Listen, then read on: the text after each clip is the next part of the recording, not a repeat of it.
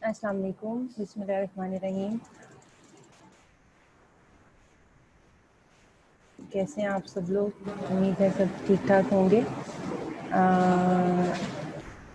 हम लोगों ने अपना चैप्टर स्टार्ट किया हुआ है सिरामिक्स का, और ये काफ़ी लेंथी चैप्टर है और इसका आज आई थिंक थर्ड लेक्चर है आप लोगों का। अभी ये 2 to 3 लेक्चर्स और होंगे इसको कवर करने के लिए। तो इसको आप डिवाइड करके इसको आप जो है याद करें, इसको समझें, ठीक है। लेक्चर स्टार्ट करने से पहले मैं थोड़ा सा आपसे जो है वो जो लास्ट टाइम आपका टेस्ट हुआ है उसके रेफरेंस से थोड़ा बात करना चाहूँगी कि उसमें जो क्वेश्चन नंबर 2 मैंने चेक किया है, क्वेश्चन नंबर 1 और 2 जो है उसमें आप लोगों ने फॉस्फेट नहीं सॉरी क्वेश्चन नंबर 1 है फॉस्फेट बॉन्डेड इन्वेस्टमेंट के कॉन्स्टिट्यूएंट्स। वो आप लोगों ने बहुत कम स्टूडेंट्स हैं जिन्होंने उसके फॉस्फेट बॉन्डेड इन्वेस्टमेंट के कॉन्स्टिट्यूएंट्स ठीक लिखे। सिंपल सा आपने उसमें बताना था कि रिफ्रैक्टिंग मटेरियल कौन सा यूज़ हो रहा है उसमें, सॉरी उसमें बाइंडर कौन सा यूज़ हो रहा है। उसमें मनाल सही आप ठीक कह रहे हो कि उसमें मेंशन नहीं था, लेकिन जो उसका बी पार्ट था ना उससे थोड़ा सा क्लियर हो रहा था कि फॉस्फेट बॉन्डेड इन्वेस्टमेंट की ही बात हो रही है बी पार्ट से। नेक्स्ट टाइम इसको देख लेंगे कि क्वेश्चन कंफ्यूजिंग ना हो। हाँ जी, सिलिका और कुछ स्टूडेंट्स ने उसमें तो क्लियर था, ठीक है। और उसमें सिर्फ आपने 3 कंपोनेंट्स लिखने थे, ठीक है, ठीक। और फिर उसके बाद उसका सेटिंग रिएक्शन जो है वो कुछ स्टूडेंट्स ने सेटिंग रिएक्शन की डेफिनेशन लिख दी थी। सेटिंग रिएक्शन सिर्फ ये बताना था आपने कि उसके साथ मैग्नीशियम ऑक्साइड और वाटर के साथ मिक्स होके तो हमारे पास इन दी एंड क्या एंड प्रोडक्ट्स आते हैं। उसमें हमारे पास अमोनिया लिबरेट होती है, ये हमने बताना था उसमें एंड पे। और तीसरा जो उसमें इंडिकेशंस उसकी थी, इंडिकेशंस काफ़ी स्टूडेंट्स ने ठीक लिखी हैं। एस सी क्यू की शो कर दिया करें, ठीक है। आपको मैं एस सी क्यू की दिखा दूंगी नेक्स्ट टाइम। जो है ना नेक्स्ट टेस्ट में हम यही करेंगे कि आपको स्क्रीन शेयर कर दें एस सी क्यू की के साथ, ठीक है। Noted, right. बस ये थोड़ा सा मसला था। अभी आपका रिजल्ट कंपाइल करके आज मैं दे दूंगी वहाँ पे, तो इंशाल्लाह आप लोगों को भी मिल जाएगा, ठीक है।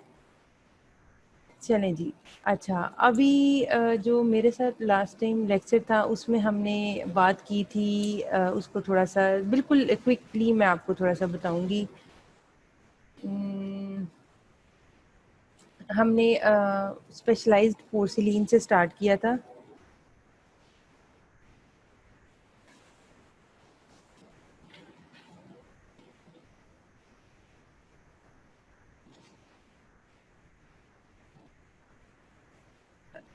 ठीक है, स्पेशल ओप्लेसन पोर्सिलीन्स हैं, ओपेकर पोर्सिलीन्स हमने पढ़े थे। ओप्लेसन में मैंने आपको बताया था ये एक लाइट स्कैटरिंग फिनोमेना है, ठीक है। और जिसकी वजह से जो इसकी आप कह लें कि स्टैटिक को इम्प्रूव करने के लिए we use opalescent porcelains to improve the aesthetics of the restoration. Opaque porcelain मैंने आपको बताया था कि अंडरलाइंग कोई भी सीमेंट या मेटेलिक अगर कवर लगा हुआ है, मेटेलिक कोर है, तो उसको कवर करने के लिए हमें जो एक लेयर चाहिए होती है वो हम ओपेक पोर्सिलीन की लगाते हैं टू कवर द अंडरलाइंग जो भी आपने मटेरियल यूज़ किया हुआ है, चाहे वो मेटल है कि वो नज़र ना आए, या वो ऐसा सीमेंट है जिसका कलर हमें रिक्वायर्ड नहीं है और जिस सीमेंट से हमने उसको स्टिक किया है वो उस ओपेक पोर्सिलीन उसको कवर कर दे, ठीक है।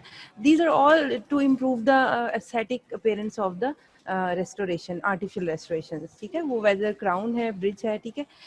ये हो गया। फिर मैंने आपको इसकी मैन्युफैक्चरिंग बड़ी डिटेल में बताई थी। फिटिंग प्रोसेस का बताया था कि fitting is different, firing is different. Fitting जो है उससे हम पाउडर बनाते हैं पोर्सिलीन का, ठीक है।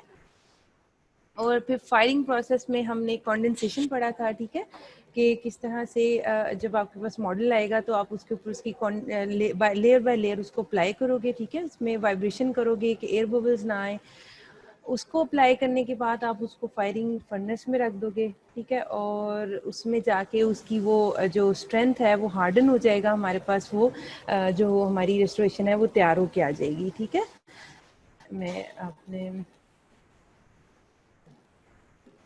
अच्छा फिटिंग प्रोसेस, ओके ओके मैं बता देती हूँ। ठीक है, नो प्रॉब्लम, मैं बता देती हूँ रमजा। फिटिंग प्रोसेस, अच्छा, देखो, होता ये है कि आपके पास हम लोग जब देते हैं, हमारा तो काम यहाँ तक होता है कि हम पेशेंट का इम्प्रेशन, क्राउन कटिंग करते हैं, ब्रिज कटिंग करते हैं, जो भी हम उसके ऊपर काम करके मॉडल जो है हम लेबॉर्ट्री में भेज देते हैं। अब वो मॉडल लेबॉर्ट्री में चला गया, हम देते हैं कि जी हमें इसका क्राउन बना दो पोर्सिलीन का, इस पोर्सिलीन का हमें क्राउन चाहिए, जिरकोनियम का चाहिए, जो सा भी आपको रिक्वायर्ड है, ठीक है, आप वो बता देते हो। अब लैब टेक्नीशियन क्या करता है कि वो पाउडर परचेज करता है, ठीक है, वो लेता है और उस पाउडर को अल्कोहल के साथ या वाटर के साथ मिक्स करके पेस्ट बनाता है और फिर उसके ऊपर कंडेंसेशन करता है ऑन दैट मॉडल। अच्छा, अब वो पाउडर जो है उसकी मैन्युफैक्चरिंग जो है उस प्रोसेस को फिटिंग कहते हैं, जिसका हमारे जो हमारे से जिसका लिंक नहीं है, लेकिन यू शुड नो कि how these powders are made in the industries, ठीक है।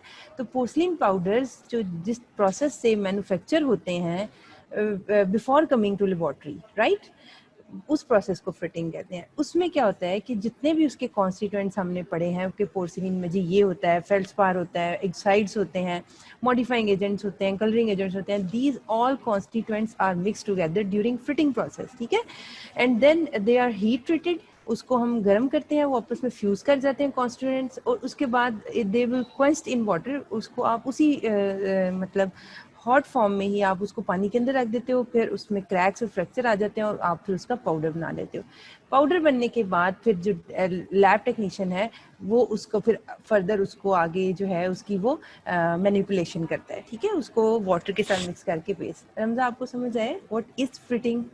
Fitting is the process of formation of the porcelain powders, ठीक है।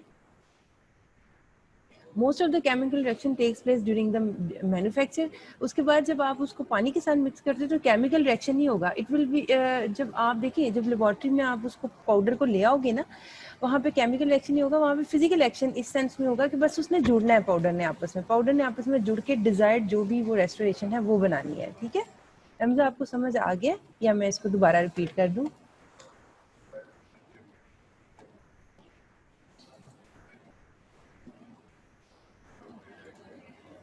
ठीक है, अब देखो पाउडर बन के आ गया, वो फिटिंग हो गया। अब जो लैब में हमने आगे मैनिपुलेशन करनी है उसमें फायरिंग का प्रोसेस आएगा।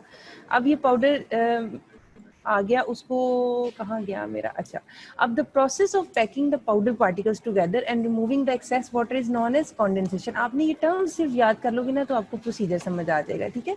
The process of packing the powder particles together and removing the excess water is known as condensation. Proper condensation packs the particles together. This helps minimize porosity, improve strength, and reduce firing shrinkage. It also helps remove the excess water.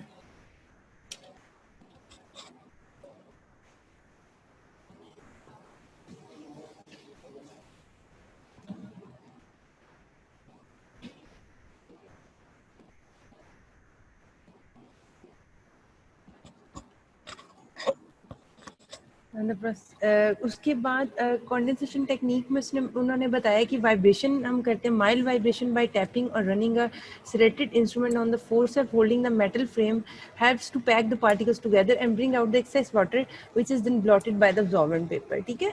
Spatulation, a small spatula is used to apply and smoothen the wet porcelain. This helps to bring out excess water। जो है ना असल में ये जो हम processing कर रहे हैं वो उसमें कोई पानी एक्स्ट्रा वाटर जो है ना वो नहीं होना चाहिए, उससे भी वीक हो जाएगी आपकी जो रेस्टोरेशन है, ठीक है। ओके, उसके बाद मैंने आपको फायरिंग का प्रोसेस बताया था कि अब जो अपने कंडेंस्ड जो पोर्सिलीन है on the model, it will be placed in the firing furnace, फिर उसको हम प्री हीट करते हैं, फिर किस तरह वो जो है वो पूरा साइकिल कंट्रोल किया जाता है, ये आपको सारा इसमें बताया, ठीक है। प्री हीटिंग होती है, वैक्यूम फायरिंग हम क्यों करते हैं, फिर उसकी कूलिंग जो है वो ग्रेजुअली करते हैं, यानी ऐसा ऐसा करते हैं कि rapid cooling can cause the porcelain to crack और it can induce stresses inside which weaken the porcelain, ठीक है। Cooling is done slowly and uniformly and is usually computer controlled, ठीक है। ये बड़ा एक टेक्निक सेंसिटिव प्रोसीजर है, इसका ये एक आप कह लें कि डिसएडवांटेज है कि it is very expensive and difficult to fabricate, ठीक है। ग्लेजिंग आपको बताया था कि या सेल्फ ग्लेजिंग होगी या ओवर ग्लेज होगा, कि सेपरेट से आप पोर्सिलिन को लगाओगे, उससे उसको मेल्ट करके ऊपर शाइन दे दोगे, या फिर जो इटसेल्फ जो उसके ऊपर पोर्सिलिन है उसको मेल्ट करोगे और उससे जो शाइनिंग आएगी that is called over glaze, ठीक है।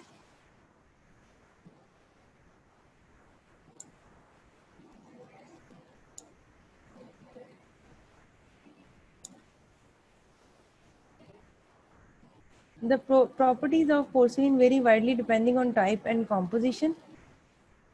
अच्छा, अब हमने इसकी ना प्रॉपर्टीज़ को बड़ा डिटेल में देखा था कि इसकी स्ट्रेंथ है और स्ट्रेंथ को कौन कौन सी चीज़ें इफेक्ट करती हैं।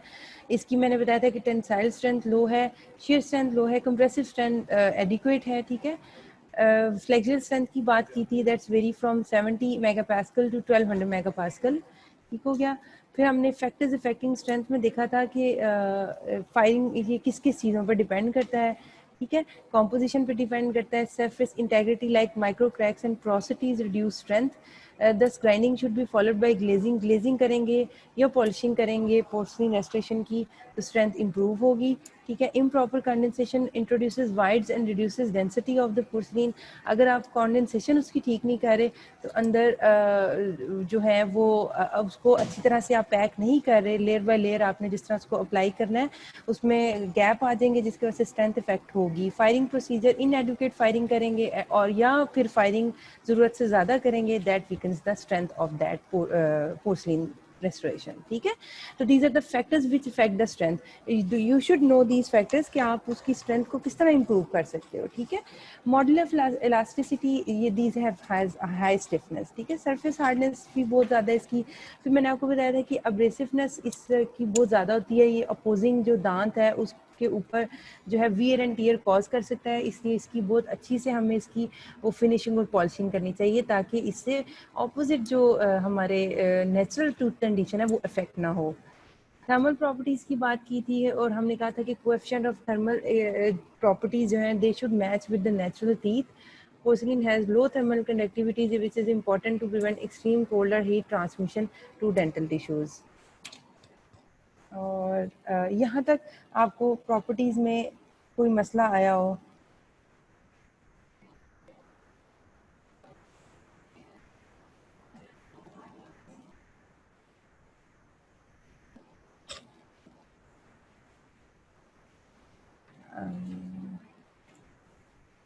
ठीक,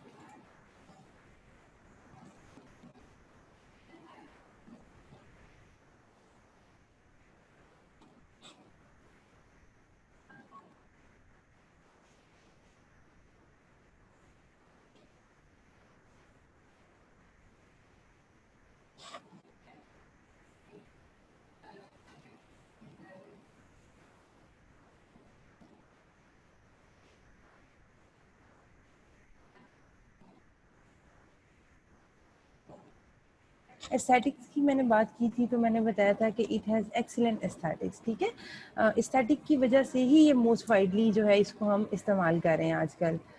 और फिर हम बात आगे ये डाइकोर जरकोनिया स्टेबलाइज्ड आप जब पढ़ोगे ना तो आप देखोगे कि some porcelains are highly translucent which include Dicor और whereas other are highly opaque, यानी ये रेंज है, आपको हर तरह का जो है वो पोर्सलिन मिल जाएगा और डिपेंड करता है कि आपने उसकी ब्लेंडिंग कौन से मटेरियल्स के साथ की है, ठीक है। फिर आपको डॉक्टर महरीन ने स्टार्ट करवाया होगा ऑल सिरामिक रेस्टोरेशंस, ठीक है। अब हम देखेंगे कि जो है कुछ जो आप जो मोस्टली यूज़ करते हो क्लिनिक में उसमें मैंने आपको बताया था कि इसकी स्ट्रेंथ चूँकि कम होती है तो हम मेटल का नीचे एक प्लेट लगा देते हैं, जो आपने अक्सर देखा भी होगा कि नीचे से मेटालिक स्ट्रक्चर नज़र आ रहा था। एक होता है ऑल सिरामिक रेस्टोरेशन जिसमें मेटल यूज़ नहीं होती, ठीक है। The all ceramic restorations are made without a metallic core और substructure, this makes them aesthetically superior to metal ceramic restoration, ठीक है। मेटल सिरामिक रेस्टोरेशन से इसकी एस्थेटिक्स जो है वो बहुत बेहतर हो जाती है। Unfortunately all ceramic restoration had lower strength, लेकिन अब देखें अगर आप नीचे मेटल नहीं यूज़ करें तो उसमें जो शॉर्ट कमिंग्स आएंगी वो ये है कि उसकी स्ट्रेंथ थोड़ी कम होगी। Metal ceramics continue to be the restoration of choice till the 90s। अच्छा, अब इस सब में ये बताया हुआ है कि अगर आपने एस्थेटिक को अंडर उस कंसिडरेशन रखना है तो all ceramic restoration are best, लेकिन अगर आपको स्ट्रेंथ चाहिए जैसे पोस्टीरियर दांत हैं वहाँ पे आपको बहुत ज़्यादा स्ट्रेंथ रिक्वायर्ड होती है तो आप metal ceramic restoration he is a material of choice, ठीक है। ऑल सिरामिक रेस्टोरेंट डॉक्टर, ये सब आपने चूँकि प्रीवियस लेक्चर में पढ़ा हुआ इसलिए मैं इसको रैपिडली आगे कर रही हूँ। इसका हमने अच्छा ये क्लासिफिकेशन पे बहुत ज़्यादा फोकस करें क्योंकि इसी क्लासिफिकेशन पे आगे जाके हमने अब ये सारे जो हैं वन बाय वन ये सारे सिरामिक्स डिस्कस करने हैं और दीज आर इम्पॉर्टेंट, ठीक है। तो ऑल सिरामिक रेस्टोरेशन जो पूरा सिरामिक का बना हुआ है restoration they are classified according to their type and method of fabrication, कि आपने उसको बनाया कैसे है, उस बेसिस पे आपने इस all ceramic restoration, all ceramic, I am not talking about metal ceramic, I am talking about all ceramic restorations are classified according to their type and method of fabrication. Condensed sintered, condensation के जरिए जो आपने किया, traditional feldspathic porcelain jacket crowns, ठीक है, porcelain jacket crowns, porcelain jacket crowns में अगर आप एल्यूमिनस कोर डाल दो वो फिर थर्ड कैटेगरी में आ जाएगा। अगर आप सॉरी सेकंड, और अगर आप उसके अंदर ल्यूसाइट रीइंफोर्स्ड जो है कोर आप यूज़ करोगे तो वो ceramic jacket crowns with lucite reinforced core आ जाएगा, ठीक है। तो कंडेंस सिंटर्स में 3 तरह के आगे, एक ट्रेडिशनल पोर्सलिन जैकेट क्राउन हो गया, एक porcelain jacket crown with aluminous core, और एक porcelain jacket crown with lucite reinforced core, ठीक है। अच्छा, अब ये कंडेंस सिंटर्ड, और एक दूसरा मेथड ऑफ फैब्रिकेशन है आप उसकी कास्टिंग के जरिए जो बनाते हो, तो उसको कहेंगे कास्ट ग्लास सिरामिक्स, ठीक है, कास्ट ग्लास सिरामिक्स। तीसरा जो क्लासिफिकेशन में आएगा वो इंजेक्शन मोल्डेड के जरिए आप जो सिरामिक्स बनाओगे, इंजेक्शन मोल्डेड ग्लास सिरामिक, ठीक है। चौथा आ जाएगा स्लिप कास्ट ग्लास इन्फ्लेमेटेड सिरामिक्स, ठीक है, स्लिप कास्ट ग्लास। ये सारे प्रोसीजर में अभी इसको डिस्कस करेंगे। अभी तो आपने सिर्फ कॉन्डेंस्ड सिंटर्ड वाला पढ़ा है ना, अभी slip cast glass infiltrated ceramics में फर्दर 3 तरह के आ जाएंगे, जिसमें एक में एल्यूमिनस कोर यूज होगा, एक में स्पाइनल कोर यूज होगा, एक में जिरकोनिया कोर यूज होगा, ठीक है। Slip cast glass infiltrated ceramics में कौन कौन सा कोर यूज होगा, एक ग्लास इन्फिल्ट्रेटेड इल्यूमिनस कोर, एक ग्लास इन्फिल्ट्रेटेड स्पाइनल कोर, एक ग्लास इन्फिल्ट्रेटेड जिरकोनिया कोर, ठीक है। फिर 5वां मेथड ऑफ फैब्रिकेशन जो है, जो क्लासिफिकेशन होगी, वो मिलर सिरामिक रेस्टोरेशन और कोर्स, मिलर सिरामिक रेस्टोरेशन और कोर, और इसमें कैडकैम और कॉपी मिल्ड आ जाते हैं। ये सब आपने डिस्कस करने हैं, यहाँ पे आप सिर्फ नामों पे फोकस करें, ठीक है। अभी हम इसको जो है कंडेंसेशन वाला प्रोसेस आपने देख लिया। आगे हम कास्ट आर्ट जो मैं आपको बताऊंगी ना, पिछले लेक्चर में मैंने आपको कंडेंस सिंटर्ड वाला प्रोसीजर बताया कि किस तरह हमने उसकी वो कंडेंसेशन करनी है, फायरिंग करनी है, कूलिंग करनी है। आज मैं आपको कास्ट ग्लास सिरामिक्स पढ़ाऊंगी, ठीक है, डाइकोर पे आज हम फोकस करेंगे, ठीक है। अभी कास्ट ऑल सिरामिक रेस्टोरेशन में मैंने आपको 3 तरह के कंडेंस सिंटर्ड में बताया, एक ट्रेडिशनल बताया, एक पोर्सिलिन जैकेट बताया विद एल्यूमिनस कोर, और एक porcelain jacket crown with lucite reinforced. अब इन तीनों पे अभी फोकस करें आप, ठीक है। इस कास्ट ग्लास पे भी मैं जाऊंगी, पहले इन तीनों को आप देखें। कंडेंस सिंटर्ड प्रोसेस आपने पढ़ लिया था, अब हम इसकी थोड़ी सी डिटेल देखेंगे। अब अगर हम ट्रेडिशनल पोर्सिलिन जैकेट क्राउन की बात करें तो the all porcelain crown has been referred to as traditional और कन्वेंशनल पोर्सिलिन जैकेट क्राउन, ठीक है। They were made from conventional high fusing feldspathic porcelain. इसकी properties traditional porcelain jacket crown की क्या है, they are brittle and fractured easily, ठीक है। The marginal adaptation was also quite poor, because of these problems, जिसकी वजह से हम ये traditional porcelain jacket crowns are not used nowadays. अब उसको इम्प्रूव करके हमने क्या किया कि हमने उसमें एल्यूमिनस कोर्स यूज कर लिया या ल्यूसाइट रीइंफोर्स्ड कोर यूज कर लिया, ठीक है। ट्रेडिशनल हम क्यों नहीं यूज करें, ड्यू टू देयर ब्रिटल और नेचर, और जो ये इसकी मैक्सिमल एडेप्टेशन जो कॉम्प्रोमाइज होती है, इसकी वजह से these are not using nowadays. और इसको हम थोड़ा सा मॉडिफाई करके विद यूजिंग सम कोर्स, जिसमें एल्यूमिनस कोर आ जाता है और ल्यूसाइट रीइंफोर्स्ड कोर आ जाता है, हम इसको यूज कर रहे हैं, ठीक है। अब हम बात करेंगे porcelain jacket crown with aluminous core. अच्छा, अब the problems associated with traditional porcelain jacket crowns to the development of porcelain jacket crown with an aluminous core, ठीक है। वही जो मैंने आपको बताया कि ब्रिटल इन नेचर है, एडेप्टेशन नहीं उसकी मार्जिन की अच्छी, तो the increase content of alumina crystals, आप जब उसमें एल्यूमिना क्रिस्टल्स ऐड कर दोगे तो उसकी स्ट्रेंथ इंक्रीज हो जाएगी और क्रैक प्रोपगेशन जो है वो रुक जाएगी। ये जो क्रैक्स प्रोड्यूस होते हैं ना ट्रेडिशनल पोर्सिलिन जैकेट क्राउन में, उसमें कमी आ जाएगी, ठीक है। In spite of the increase strength they were still brittle and therefore not indicated for posteriority. वो कहते हैं कि बेशक आप एल्यूमिनस कोर यूज कर रहे हैं, लेकिन फिर भी उसकी ब्रिटलनेस जो है वो इतनी इंप्रूव नहीं होगी कि आप उसे पोस्टीरियर दांतों के लिए इस्तेमाल कर सकें, ठीक है। In spite of the increase strength they are still brittle and therefore not indicated for posterior. Flexural strength values of aluminous porcelain are typically in excess of 110 megapascal compared to only about 80 megapascal. उसकी fracture strength improve हुई है from 80 to 110. The composition of alumina reinforced porcelain jacket crown is as follows. अब हम उसकी composition देखें तो उसमें एल्यूमिनस core जो है वो 35% है, डेंटीन पोर्सलिन जो है 66% और एनेमल 64%। ठीक है,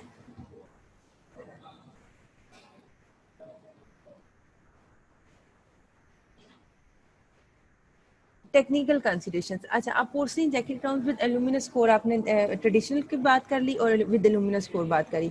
अब हम उसकी जो है उसकी फैब्रिकेशन पे बात करेंगे, जो हमने पहले भी पढ़ा था। उसमें ये होता है कि अब जब मॉडल बन के आता है ना टेक्नीशियन के पास, तो अब platinum foil is adapted to the die. जो वो आपने ग्राइंड वाला टूथ है द डाई, उस पे एक प्लैटिनम फॉयल अडेप्ट करते हो। The foil function as a matrix, it supports the porcelain during condensation and firing. यानी वो फॉयल आप रखते हो एज ए बेस मटेरियल। अब क्या होता है, the core porcelain is fully condensed. अब वो जो आपने पोर्सलिन जैकेट क्राउन के लिए पोर्सलिन यूज किया है वो आपने लेयर बाय लेयर अप्लाई किया, ये हम पहले पढ़ चुके हैं। The foil with condensed porcelain is fully remove from the die, it is then placed in the furnace and fired. ठीक है, after cooling the rest of the crown is built up with conventional feldspathic porcelain. ठीक है, removing the foil. अब जब वो सारा आपका firing होके वो बन के आ गया, अब आपने उसमें से फॉयल एल्यूमिनियम फॉयल रिमूव करनी है। After completion of the restoration, the platinum foil is gently teased out and discarded. This can be quite difficult. ठीक हो गया, ये इसका फैब्रिकेशन प्रोसेस हो गया। अच्छा, अब हमने एल्यूमिनस कोर की बात कर ली थी। अब तीसरा मैंने आपको क्या बताया था, porcelain jacket crown with lucite reinforced core. ठीक है, उसकी अब हम बात करते हैं। It is a feldspathic porcelain with high leucite crystal content.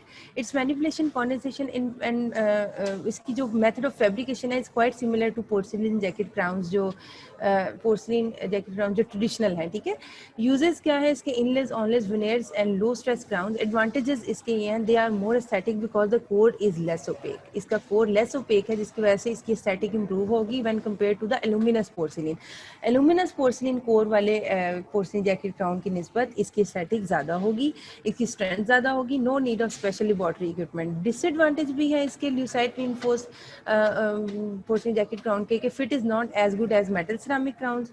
Potential marginal inaccuracy not strong enough for posterior. जैसे मैंने आपको एल्यूमिनस कोर वाले के बताया था कि वो उसमें इतनी स्ट्रेंथ भी इंप्रूव नहीं होकर हम उसे पोस्टीरियर टीथ के लिए यूज करें। Similarly is for leucite reinforced posterior jacket crown that they are not strong enough for use as a posterior teeth. ठीक है, अच्छा जी, आज जो अब हमारा जो मेन हमने आज डिस्कस करना है वो है कास्टेबल ग्लास सिरामिक। अच्छा, अभी तक कौन से सिरामिक्स पढ़े?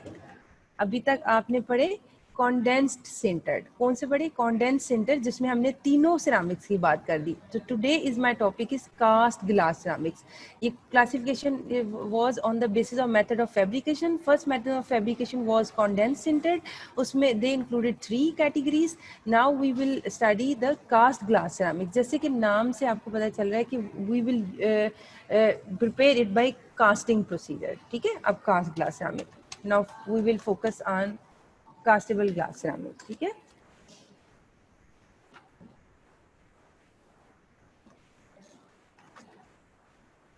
यहाँ तक आपको, ये तो आपका प्रीवियस लेक्चर था, किसी को कोई पॉइंट अभी तक नहीं समझ आया? जैसे रमजान ने बताया कि उसको वो फ्रिटिंग का प्रोसेस, कोई भी टर्म आपको नहीं समझ आई तो मुझे बताएं, उसको रिपीट कर लेते हैं। फिर अब आज हम इस कास्टेबल ग्लास सिरामिक को फिर स्टार्ट करें। Any question from the previous lecture?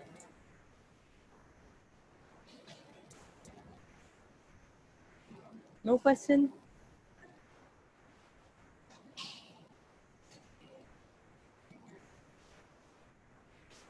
ठीक हो गया।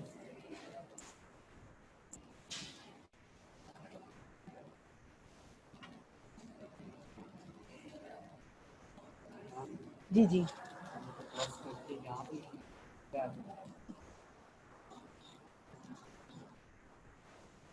अच्छा चलें, ठीक है। अभी कास्टेबल ग्लास सिरामिक्स से आपको समझ आ रहा है कि ये हम कास्टिंग के प्रोसेस के ज़रिए इसको बनाते हैं। Glass ceramics are materials that are initially formed as glass. इसमें हमने ग्लास इंट्रोड्यूस करवा दिया पोर्सलिन के साथ। ठीक है, glass ceramics are materials that are initially formed as glass and then transform into ceramic usually by a controlled heat treatment. यानी कि आपके पास एक ग्लास था, आपने उसकी हीट ट्रीटमेंट की तो आपने उसको सिरामिक के में कन्वर्ट कर दिया, that is glass ceramic. Glass ceramics are materials that are initially formed as glass and then transformed into ceramic usually by a controlled heat treatment. The heat induces partial revitrification, that is crystallization. heat क्या करती है कि crystallization का process. अच्छा, अब आप ये सोचेंगे कि heat treatment ने ऐसा क्या किया कि वो ग्लास ceramics जो है उस ग्लास ट्रांसफॉर्म हो गया सिरामिक में, तो हीट ट्रीटमेंट ने डीवेट्रिफिकेशन प्रोसेस कॉज किया, जैसे crystallization within glass which increases the strength as well as improve aesthetics by making it less transparent and more tooth like. अच्छा, आप देखें कि आप एक जनरल आप एक ग्लास की बात करो तो ये तो बहुत ज़्यादा ब्रिटल होता है. जैसे घर में हम कोई भी ग्लास यूज़ करते हैं, वो नीचे गिरेगा, वो टूट जाएगा, तो आप उसको कैसे फिर कह सकते हो कि जी ये स्ट्रेंथ इसकी बहुत ज़्यादा है. आप क्या करते हो, इसका हीट ट्रीटमेंट करते हो, उसमें क्रिस्टलाइजेशन होगी. क्रिस्टलाइजेशन क्या करेगा, उसकी स्ट्रेंथ को इम्प्रूव करेगा और उसकी ट्रांसपेरेंसी को कम करेगा, उसको टूथ लाइक बना देगा. The two glass ceramics use in dentistry are castable और प्रेसेबल ग्लास सिरामिक्स. अब ग्लास सिरामिक्स भी दो तरह के यूज़ हो रहे हैं इन डेंटिस्ट्री, एक कास्टेबल है, एक प्रेसेबल है. ठीक है, अभी कास्टेबल की हम बात करेंगे. डेफिनेशन आपको समझ आ गई. हमने ग्लास को सिरामिक्स में किस तरह चेंज किया, हमने उसको क्रिस्टलाइजेशन की, क्रिस्टलाइजेशन ने उसकी स्ट्रेंथ को इम्प्रूव किया और उसको टूथ लाइक अपीयरेंस दी, राइट. और फिर हमने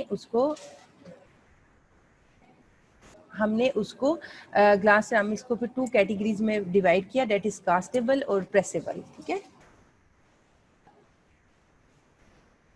अब हम अगर कास्टेबल ग्लास सिरामिक की बात करें,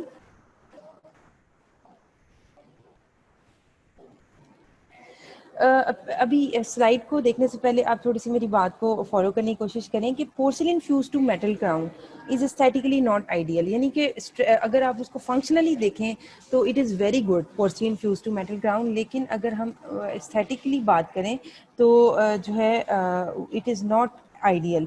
Therefore, to enhance appearance, efforts are made to produce a more fracture-resistant crown and more aesthetically appealing crown.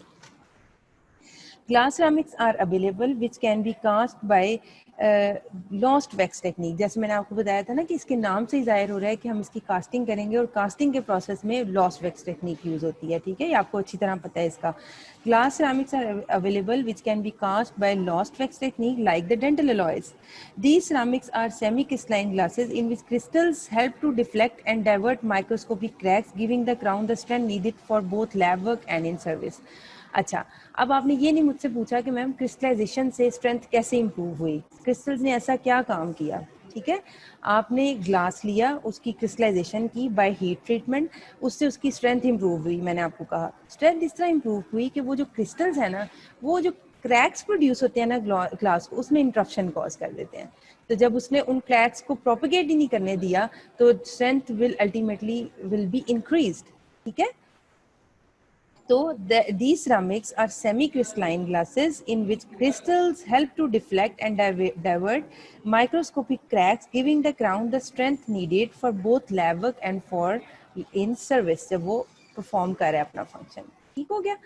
अच्छा, अब हम अगर स्लाइड पे आए तो it is quite unlike the previously mention porcelain. ये पिछले जितने भी हमने पोर्सिलिन पढ़े उससे डिफरेंट है. Its properties are more closer to that of glass. इसकी प्रॉपर्टीज ग्लास से मैच करती होंगी क्योंकि ग्लास सिरामिक्स है तो इसकी प्रॉपर्टीज बहुत ज़्यादा ग्लास के साथ मैच करी हैं. Its construction is quite different. It is the only porcelain restoration made by a centrifugal casting. The subsequent ceramic process enhances the growth of mica crystals within the ceramic. ठीक है, एक जो ceramic का process अभी आपको मैं बताऊंगी कि यही जो आप उसके अंदर जो क्रिस्टल की क्रिस्टलाइजेशन कर रहे हो, जो उसकी क्रिस्टल्स की ग्रोथ हो रही है, this process is called ceramic. ठीक है, after the glass article is formed, nucleation and crystal growth are created during a controlled heat treatment. ये जो हमने heat treatment किया था to form crystals within the glass, this process is called ceramic. ठीक है, अच्छा, अब castable glass ceramics जो है वो डाइकोर MgC इन नामों के साथ अवेलेबल है. ठीक है, और कॉम्पोजिशन में डाइकोर ग्लास सिरामिक आपको बहुत अच्छी तरह पता होना चाहिए कि इसकी कॉम्पोजिशन में 55 volume% of tetra silicic fluor mica crystals हैं. 55 volume % tetra silicic fluor mica crystals हैं डाइकोर ग्लास सिरामिक्स में, ठीक है। कास्टेबल ग्लास सिरामिक आपको समझ आया कि कास्टेबल ग्लास सिरामिक्स में हम लॉस वैक्स टेक्निक की तरह उसमें वो प्रोसेस करते हैं, और it is the only porcelain restoration made by centrifugal casting, और इसमें जो क्रिस्टल ग्रोथ है, क्रिस्टल न्यूक्लिएशन है, वो होती है, उस प्रोसेस को सिरामिक कहते हैं, ठीक है। अब हम इसकी थोड़ी see the Dicor glass ceramics is very aesthetically appealing. It is because of its greatest translucency. It also picks up some color. The Dicor glass ceramics is very aesthetic. It is because of its greater translucency. It also picks up some color from the adjacent teeth, as well as from the underlying cement. Thus, the color of the bonding cement plays an important role. ठीक है, constable glass ceramic में Dicor glass ceramics की हमने बात की थी, और हमने कहा था उसमें 55% फ्लोर मिका क्रिस्टल्स है, और इसकी uses inlays, onlays, veneers and low stress crowns, ठीक है। एडवांटेजेस में अगर हम बात करें तो कास्टेबल ग्लास सिरामिक जिसमें डाइकोर की हम बात कर रहे हैं, ईज ऑफ फैब्रिकेशन है, गुड एस्थेटिक्स है, ग्रेटर ट्रांसल्यूसेंसी एंड कैमिलॉन इफेक्ट। कैमिलॉन इफेक्ट क्या है कि एडजेसेंट टीथ से जो वो कलर को अपनी तरफ अट्रैक्ट करता है, ठीक है। इम्प्रूव स्ट्रेंथ और fracture toughness, good marginal fit, very low processing shrinkage और low abrasion of opposing teeth. These are all advantages of castable glass ceramic. Disadvantage में है inadequate strength for posterior use, और has to be stained externally to improve aesthetics, ठीक है। दो disadvantages हैं इसके constable glass ceramic से। अभी मैं आपको कास्टेबल ग्लास सिरामिक किस तरह आप बनाते हैं, मैंने आपको बताया लॉस वैक्स टेक्निक के थ्रू बनाते हैं। अब वो कैसे, वो पूरा प्रोसीजर है।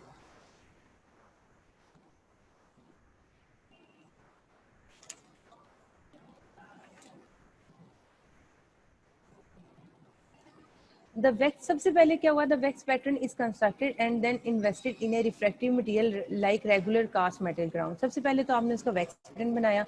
After wax burn out nuggets of Dicor glass are melted, उसी तरह जैसे आपने डेंटल अलॉय को मेल्ट करके उस मोल्ड के अंदर डाला था, उसी तरह आपने ग्लास को मेल्ट करना है and cast into the mould in a centrifugal casting machine में डाल देना है, ठीक है। The glass casting is fully recovered from the investment by sand blasting, और and the sprues are gently cut away, जिस तरह आपने पूरा कास्टिंग प्रोसीजर में पढ़ा। The glass restoration is then covered with an embedment material and to prepare for ceramic process. अब glass आपके पास बन के आ गया, अब आपने उसकी सिरामिक करनी है, उसकी क्रिस्टलाइजेशन करनी है। Ceramic is a heat process by which the glass is strengthened.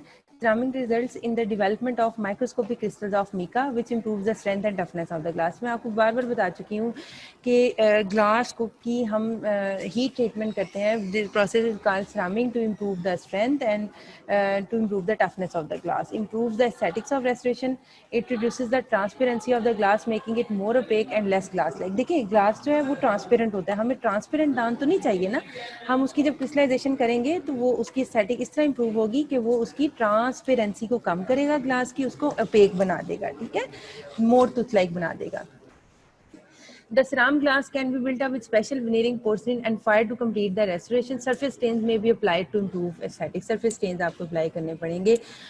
यहाँ तक अगर किसी को कोई बात नहीं समझ आई, कोई पॉइंट नहीं समझ आया, तो हम उसको दोबारा डिस्कस कर लेते हैं। अभी हमने इसमें कास्टेबल ग्लास सिरामिक पढ़ा, हमने इसमें कुछ टर्मिनोलॉजीज पढ़ी, जिसमें है सिरामिक है, डीविट्रिफिकेशन है, उसमें डाइकोर के बारे में हमने पढ़ा, और डाइको इसके क्या एडवांटेजेस हैं हमने पढ़ा कि castable glass ceramics are easy to fabricate, इसकी एस्थेटिक्स अच्छी है, स्ट्रेंथ अच्छी है, फ्रैक्चर टफनेस अच्छी है, गुड मार्जिन फिट है, वेरी लो प्रोसेसिंग श्रिंकेज है, low abrasion of opposing teeth है, ठीक है। और इसके डिसएडवांटेजेस में inadequate strength for posterior use, internal characterization not possible, has to be stained externally to improve aesthetics, ठीक है।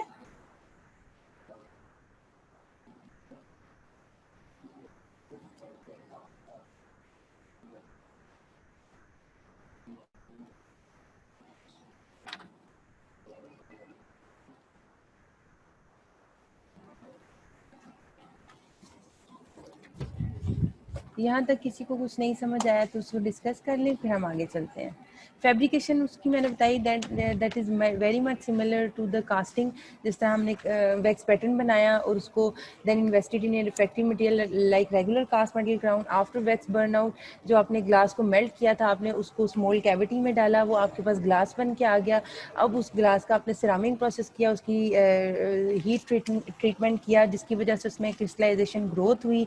और क्रिस्टलाइजेशन ग्रोथ ने क्या किया कि उसकी स्ट्रेंथ को इम्प्रूव किया, उसकी टफनेस को इम्प्रूव किया, उसकी एस्थेटिक को इम्प्रूव किया by reducing the transparency of the glass and making it more opaque. और फिर उसके बाद आपने सरफेस स्टेन्स किया टू इम्प्रूव इट्स एस्थेटिक्स। ठीक है, यहाँ तक किसी को कुछ नहीं समझ आया अभी पूछ लें, फिर हम आगे चलते हैं।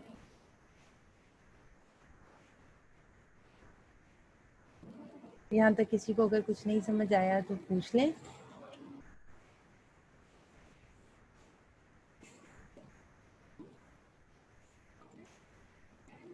ओके ओके, चलिए। कास्टेबल ग्लास सिरामिक्स में मैंने आपसे कहा कि हमने दो दो कहाँ गया मेरी स्लाइड, हाँ।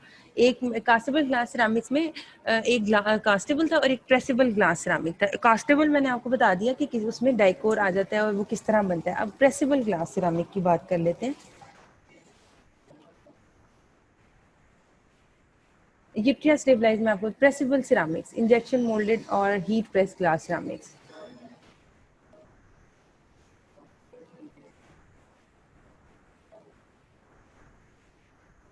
चलिए पहले देख लेते हैं यूट्रिया स्टेबलाइज जिरकोनिया। ठीक है, ये पहले देख लेते हैं। जिरकोनियम, जिरकोनिया का आपने नाम बहुत ज़्यादा सुना होगा कि जी जिरकोनिया का जो है क्राउन बनाना है, ब्रिज बनाना है। Zirconium oxide is a white crystalline oxide ceramic with unique properties and naturally occurring as bedilitite, बड़ा डिफिकल्ट सा इसका नेम है। नेचुरली ये इस फॉर्म में होता है। A form of zirconia is popularly used as diamond stimulant. ठीक है, because of its high degree of crack resistance it has high strength among the dental ceramics. अच्छा, ये जिरकोनिया की बड़ी अच्छी इसकी स्ट्रेंथ होती है क्योंकि ये क्रैक को बहुत अच्छी तरह क्रैक प्रोपगेशन को रोकता है। Flexural strength value ranges from 900 to 1200 megapascal, which is good. Transformation toughening is the process in which zirconia transform from monoclinic to tetragonal at high temperature phase and transform back to monoclinic on cooling. ठीक है, however addition of yttrium oxide maintains the zirconia at its high temperature form at room temperature. This is known as yttria stabilized zirconia polycrystal. अच्छा, अब जो zirconia है ना वो stable, उसकी जो स्टेबलाइज्ड फॉर्म है वो जो उसकी आप कह लें कि जो हमें रिक्वायर्ड फॉर्म है वो टेट्रागोनल है। और लेकिन जो जिरकोनिया है टेट्रागोनल फॉर्म में हाई टेम्परेचर पे ही रहता है। ठीक है, अगर आप उसको लो टेम्परेचर पे कर दोगे तो वो मोनोक्लिनिक फॉर्म में आ जाएगा, जो हमें उसकी कॉन्फ़िगरेशन रिक्वायर्ड नहीं है, जो एक टेट्रागोनल स्ट्रक्चर की कॉन्फ़िगरेशन है।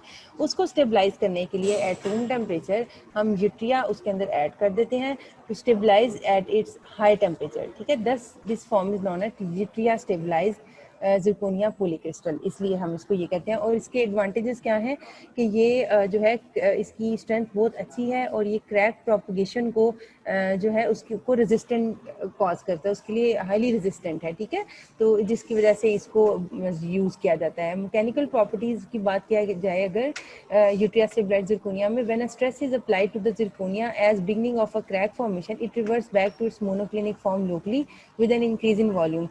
This introduces compressive stress around the crack and slows its growth. अच्छा, अब होता क्या है, मैंने आपको बताया था कि क्रैक प्रोपगेशन को बहुत अच्छी तरह से रोकता है, यानी कि इसकी इतनी अच्छी स्ट्रेंथ है। वो कैसे, उन्होंने इसका थोड़ा सा फिनोमिना बताया कि वो किस तरह क्रैक प्रोपगेशन को रोकता है।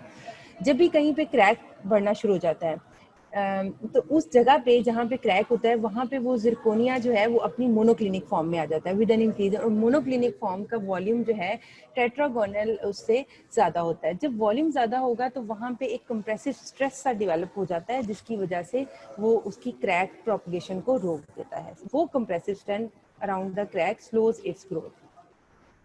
और Yttria stabilized zirconia is useful in constructing long span fixed partial dentures in both interior and posterior location. Zirconia, Yttria stabilized zirconia आप कहाँ का use करते हो? It is useful in constructing long span fixed partial dentures in both interior and posterior location. ठीक हो गया? यहाँ ये Yttria stabilized zirconia का आपको समझ में आया कि ये दो इसकी forms हैं, ठीक है? ट्रांसफॉर्मेशन टफनिंग जो है मैं आपको बताती हूँ कि क्या है. ट्रांसफॉर्मेशन टफनिंग ये है कि हमने उसको टेट्रागोनल उसमें रखना है, स्ट्रक्चर में रखना है उसके. टेट्रागोनल स्ट्रक्चर जो है, लेकिन उसका मसला ये है कि it is stabilize at high temperature. इसको हम टेट्रागोनल को रूम टेम्परेचर पे स्टेबल करने के लिए वी ऐड यूट्रिया, ठीक है. तो इस वजह से इसको कहते हैं यूट्रिया स्टेबलाइज जिरकोनिया. अब हमने बात की कि जी यूट्रिया स्टेबलाइज जिरकोनिया जो है वो बहुत ज़्यादा क्रैक प्रोपगेशन को रेजिस्ट कॉज करता है, रेजिस्टेंस कॉज करता है. अब वो रेजिस्टेंस कैसे कॉज करता है उसके फिनोमिना पे हमने छोटी सी बात की कि जब भी किसी जगह जिरकोनिया के ऊपर स्ट्रेस अप्लाई होगा तो वहाँ पे क्रैक फॉर्मेशन जो है स्टार्ट होगी. वो क्रैक फॉर्मेशन जहाँ पे शुरू होगी वहाँ पे जो जिरकोनिया है वो टेट्रागोनल से मोनोक्लिनिक में चेंज हो जाता है, ठीक है. जिसकी वजह से वहाँ पे कंप्रेसिव स्ट्रेस जनरेट होता है due to the increase in volume of that monoclinic form. वो कंप्रेसिव स्ट्रेंथ जो है वो फिर slows down the growth of that crack propagation, ठीक है. और Yttria stabilized zirconia is useful in constructing long span fixed partial dentures in both interior and posterior location. हो गया. अच्छा, यूट्रिया कास्टेबल ग्लास सिरामिक्स में सॉरी मेरे से ना एक प्रॉपर्टीज़ जो है मैंने यहाँ पे मेंशन करनी थी वो मिस हो गई हैं. मैंने आपको थोड़ा सा प्रॉपर्टीज़ का बताना था कास्टेबल ग्लास सिरामिक, वो आप सुन लें सिर्फ, ठीक है. जो कास्टेबल ग्लास सिरामिक्स हैं they are non toxic and non irritant, ठीक है. Biocompatible due to smooth surface and does not allow plaque to accumulate, ठीक है. इसकी ये बहुत अच्छी प्रॉपर्टी है कि it is biocompatible, it is non-toxic and non-irritant. I am talking about castable glass ceramic जो हमने बड़ी डिटेल में देखा. इसकी प्रॉपर्टीज़ मेरे से मिस हो गई थी, वो मैं आपको कवर करवा रही हूँ. फैब्रिकेशन तक आपने देख लिया, अब प्रॉपर्टीज़ पे आप इसके वो करें, फोकस करें कि it is biocompatible. The mica crystal reinforce the glass ceramic and provide good strength. जैसे मैंने आपको बताया कि एक मिनट,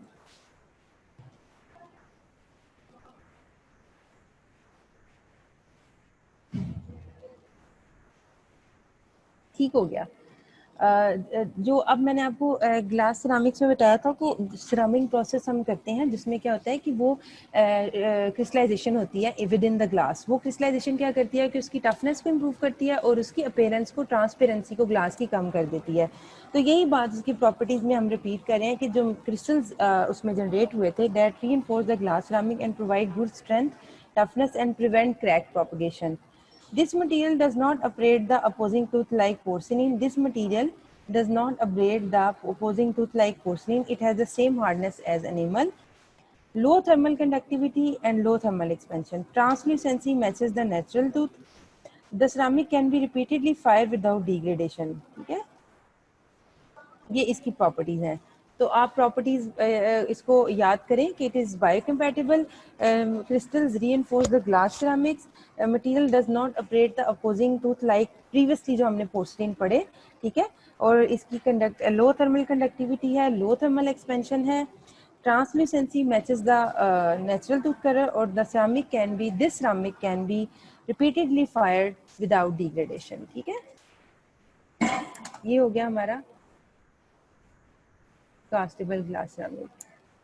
उसके बाद हमने जिरकोनिया पढ़ा और जिरकोनिया में यूट्रिया हम क्यों डालते हैं, यूट्रिया स्टेबलाइज जिरकोनिया पढ़ा. अच्छा, अब ये देखिए ग्लास सिरामिक में हमने कास्टेबल की बात की. अब हम थोड़ा सा बिल्कुल आज के लेक्चर में सिर्फ आपको इंट्रोडक्शन करवाऊंगी प्रेसेबल ग्लास सिरामिक का. डिटेल में हम इसे नेक्स्ट लेक्चर में पढ़ेंगे ताकि आपको जो हम पढ़ा रहे हैं वो आपको याद हो जाए, वो आप समझ लो, फिर हम नेक्स्ट उस पर चलें, ठीक है.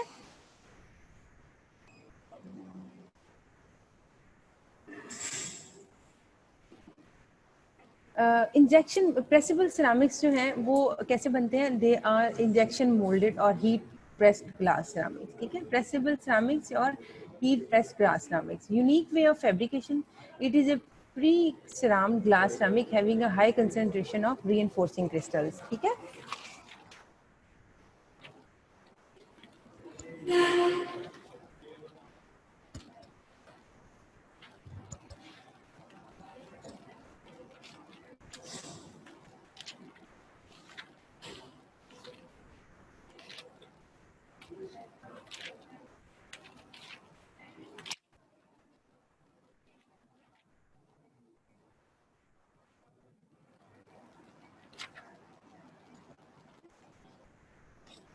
और types and mode of supply, pressable are supplied as ingots of various compositions. इसकी अब उन्होंने टाइप्स बताई हुई हैं कि जो इंजेक्शन मोल्डेड सिरामिक्स हैं वो pressable glass ceramics and leucite ceramics हैं, लिथियम डाइसिलिकेट रीइंफोर्स हैं, और pressable veneering ceramics are available for use as a press layer over machine zirconia cores. ठीक है, यूजेस इसके क्या है, inlays onlays veneers and low stress crowns.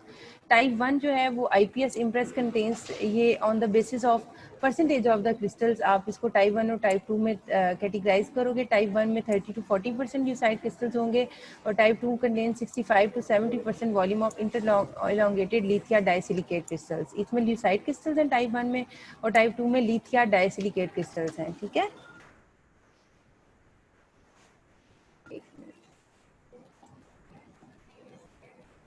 जी बिलाल, मुझे पता चल गया आपको समझ आ रही है। अच्छा जी,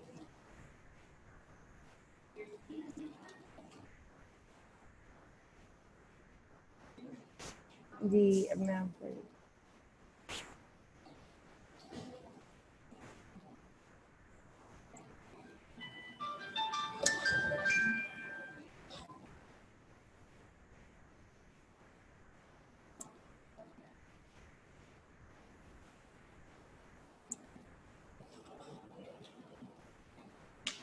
आई थिंक आज हम ना इसको, ये थोड़ा सा आपके लिए ना मिक्सअप ना हो जाए, कॉम्प्लिकेटेड ना हो जाए, आज हम इसको यहीं तक रखते हैं। ठीक है, मैं यही सोची थी कि आपको करवाऊं, क्योंकि मिक्स पहले आप उस वहाँ तक कास्टेबल ग्लास सिरामिक्स को अंडरस्टैंड करें, उसको अच्छी तरह से पढ़ें। ठीक है, फिर हम ये आगे ना, अब ये नया जो है सिरामिक जो जिसमें इंजेक्शन मोल्डेड आ जाता है उसको पढ़ेंगे। ठीक है, सिर्फ इंट्रोडक्शन थोड़ा सा आपको करवा दिया कि इसमें कौन कौन से क्रिस्टल्स यूज़ होते हैं, कौन कौन सी टाइप्स यूज़ होती हैं। ठीक है, यहाँ तक जो है जितना भी हमने पढ़ा है, किसी को कुछ नहीं समझ आई तो वो मुझसे पूछ लें। ठीक है, कोई क्वेश्चन, किसी भी स्लाइड को रिपीट करना है, यहाँ पीछे से फ्रॉम द डे फर्स्ट आप बता दें, कोई भी स्लाइड को रिपीट करना है तो मैं आपको बता देती हूँ, नहीं तो मैं आपको क्विक जो है ओवरव्यू दे दूंगी जितनी भी स्लाइड्स हमने पढ़ी हैं उसका।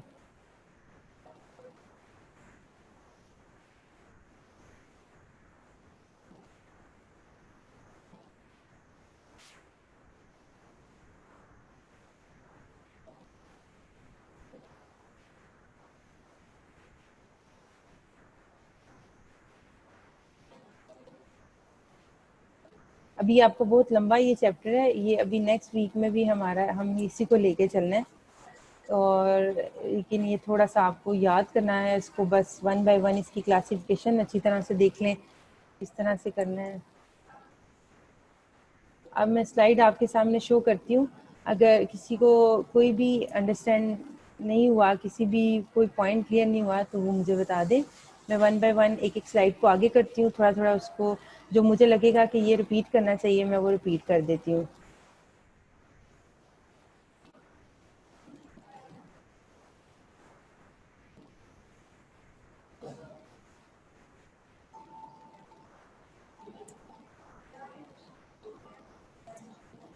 ये हमने इसको स्टार्ट किया था डेफिनेशन से, क्लासिफिकेशन पढ़ी इसकी। ठीक है, उसका स्ट्रक्चर आपने देखा, ये structure of porcelain is tetrahedral है। ठीक है, सिलिकॉन और ऑक्सीजन का बॉन्ड। कॉम्पोजिशन में हमने पढ़ा कि इसमें फेल्सपार है, कोलिन है, सिलिका है, अलुमिना है, ग्लास मॉडिफायर्स हैं, कलर पिगमेंट्स हैं, ओपेसिफायर्स हैं to reduce the transparency. Feldspar के बारे में पढ़ा, कोलिन पढ़ा। कंपोजिशन में क्वार्ट्ज, अलुमिना, ग्लास मॉडिफाइड, इन सब के फंक्शंस देखे कि उनका क्या क्या बीच में उसका रोल है, उन कंपोनेंट्स का जो जो हमने ऐड किए हैं। हो गया, colour modifiers are required to adjust the shade of the dental ceramic. आप देखें कि जब आप क्लिनिक में पोर्सिलिन का क्राउन लगाने लगोगे या ब्रिज इंशाल्लाह, तो आपके पास एक शेड गाइड होगा, उसमें शेड्स को ना डिवाइड किया होता है, A1, A2, A3, C1, C2, C3, इस तरह पूरा एक शेड गाइड दिया जाता है। फिर आप उसके साथ ना एक शेड निकालते हो और उसको दांत के साथ मैच करके देखते हो कि ये वाला शेड होगा, फिर वो शेड गाइड जो है वो आप उसको साथ मॉडल के साथ जो है वो लेबॉर्ट्री में आप भेज देते हो कि जी मुझे इस शेड का चाहिए।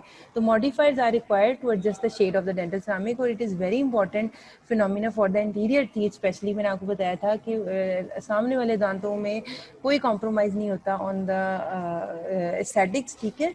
तो that's why colour modifiers are added. और फिर स्पेशलाइज ग्लेजेस जो हैं, ग्लेजेस उसको स्मूथ टच देने के लिए, उसको शाइनी टच देने के लिए ग्लेजेस यूज़ किए जाते हैं, ग्लेजेस पोर्सिलीन। और stains are use to match the colour with the natural tooth, stains और ग्लेजेस जो हैं, ठीक है।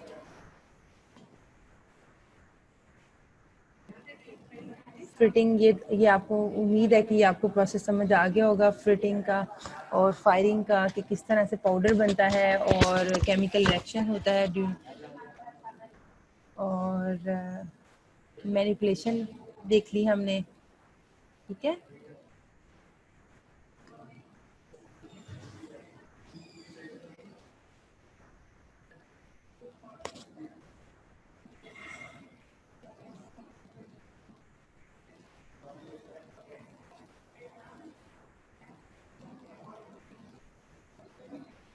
प्रॉपर्टीज इसकी बहुत इंपॉर्टेंट हैं, ठीक है।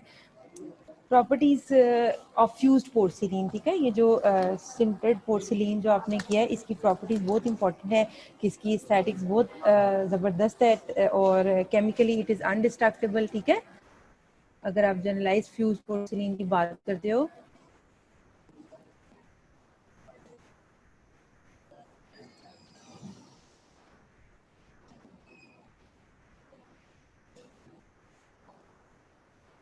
और chemically it is undestructible है, thermal coefficient of expansion is very near to enamel and dentine, it is non-conductor of heat and electricity, और compressive strength is good, however tensile strength is low.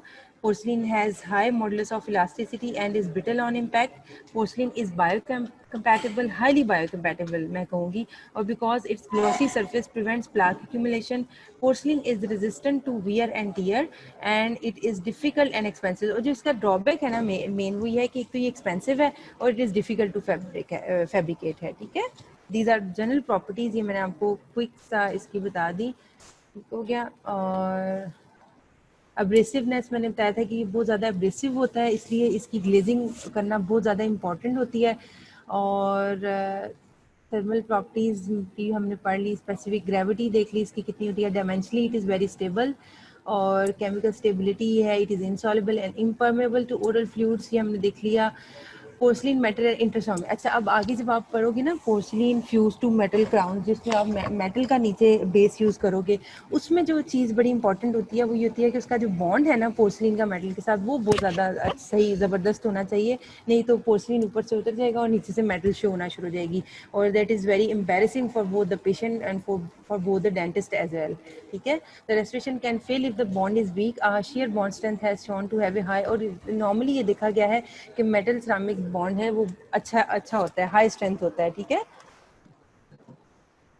अक्सर clinic में ऐसा भी हुआ है कि even मैंने भी जब पोर्सलिन का क्राउन या वो लगाया तो बहुत सालों बाद ही कभी कोई पेशेंट आता है, कह ले कोई बहुत, अगर लेबॉर्ट्री वाले ने कोई अच्छा पोर्सलिन नहीं यूज़ किया या तो वो थोड़ी सी चिपिंग हो जाती है और वो कहते हैं कि डॉक्टर साहब ये नीचे से काला हो गया, तो वो होता ही है कि वो नीचे से मेटल शो होना शुरू हो जाती है, तो फिर आप दोबारा से फिर आपको वो दांत रिमूव करने पड़ते हैं पेशेंट के मुंह से और दोबारा लैब में भेजना पड़ता है, पोर्सलिन की ऊपर दोबारा से वो सिंटरिंग और कंडेंसेशन होती है, ठीक है। स्टैटिक्स की हमने बात कर ली कि statics in general they have excellent properties, ठीक है।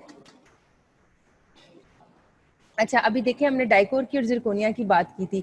Dicor are the castable glass ceramics, तो Dicor are highly translucent porcelains, और जो जिरकोनिया यूट्रियम स्टेबलाइज जिरकोनिया पढ़ा था मैंने पढ़ाया आपको, वो हाईली ओपेक है। तो the translucent ones pick up the colour of the underlying cement porcelains together with internal and external stains are visible to mimic almost any effect seen in natural teeth. आप उस पर external stains लगा के उसको कोई सा भी उसको शेड दे सकते हो, ठीक है।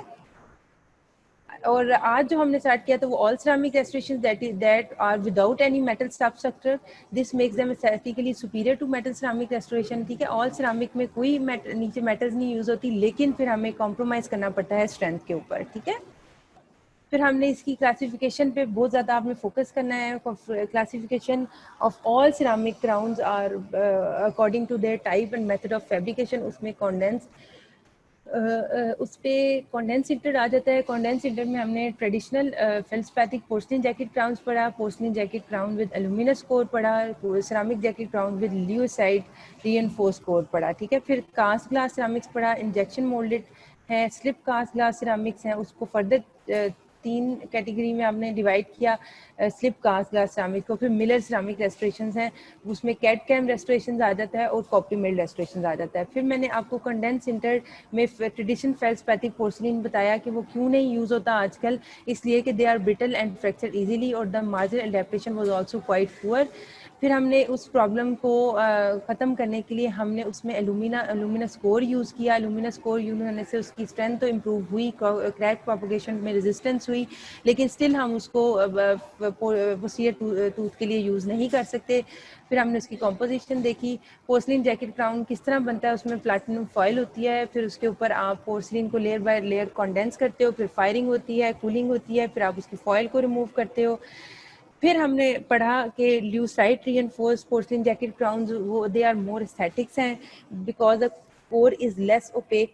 क्यों मोर एस्थेटिक है? क्योंकि उसका कोर जो है वो लेस ओपेक है as compare to alumina, higher strength है, no need of special laboratory equipment है, लेकिन इसके भी कुछ डिसएडवांटेजेस हैं। उसमें fit is not as good as metal ceramic crowns और potential marginal inaccuracy not strong enough for posterior use, ठीक है। ये तीनों हमने पढ़े थे कॉन्डेंस इंटर में, ठीक है। कॉन्डेंस इंटर में ये तीनों हमने पढ़े और इनका कंपैरिजन करना है आपने एल्यूमिनस कोर के साथ और ल्यूसाइड कोर के साथ कि क्या इनका डिफरेंस है। फिर हमने कास्टेबल ग्लास सिरामिक्स पढ़ा कि दे आर फॉर्म एज जैसे हम एक किसी भी उसको कास्ट करते हैं कोई भी रेस्टोरेशन को, मेटल को, उसी तरह ये ग्लास के इनगोट्स को मेल्ट करके आप उसमें डालते हो मोल्ड कैविटी के अंदर, फिर हमारे पास ग्लास आ जाता है, फिर उसका सिरामिक प्रोसेस करते हो, सिरामिक प्रोसेस से उसमें क्रिस्टल्स की ग्रोथ होती है। वो क्रिस्टल्स क्या फ़ायदा देते हैं कि वो स्ट्रेंथ को इम्प्रूव करते हैं by resisting the crack propagation. और फिर हमने पढ़ा था कि वो क्रैक प्रोपगेशन को किस तरह से रेजिस्ट करते हैं, ठीक है। yes they give strength, crystals give strength, ठीक है, by resisting the crack propagation, by resisting the crack propagation. फिर हमने डाइकोर की स्पेशली बात की कि वो यूज़ होता है inlays onlays. Dicor is castable glass ceramic, उसका एक टाइप है, ठीक है। उसके एडवांटेजेस पढ़े और डिसएडवांटेजेस देखे कि ईज ऑफ फैब्रिकेशन है, गुड एस्थेटिक्स है, गुड मार्जिनल फिट है और प्रोसेसिंग श्रिंकेज कम है और low abrasion of opposing teeth, ठीक हो गया। और फिर उसके बाद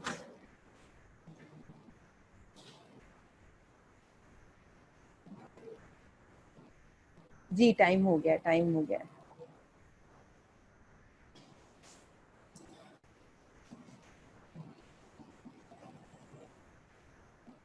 फैब्रिकेशन देखनी है आपने जाके, फिर ये ट्रिया स्टेबलाइजर कोनिया। ओके, आपका यहाँ तक आज ये ट्रिया स्टेबलाइजर कोनिया तक हमने कवर किया। Any question from this previous lecture? Any question? You are most welcome to ask. Thank you very much for listening, ठीक है। अब इंशाल्लाह अब आपसे मुलाकात होगी वेडनेसडे को इंशाल्लाह ताला, ठीक है। थैंक यू वेरी मच, अल्लाह हाफिज़। ओके, नो क्वेश्चन, ठीक हो गया। थैंक यू, अल्लाह हाफिज़।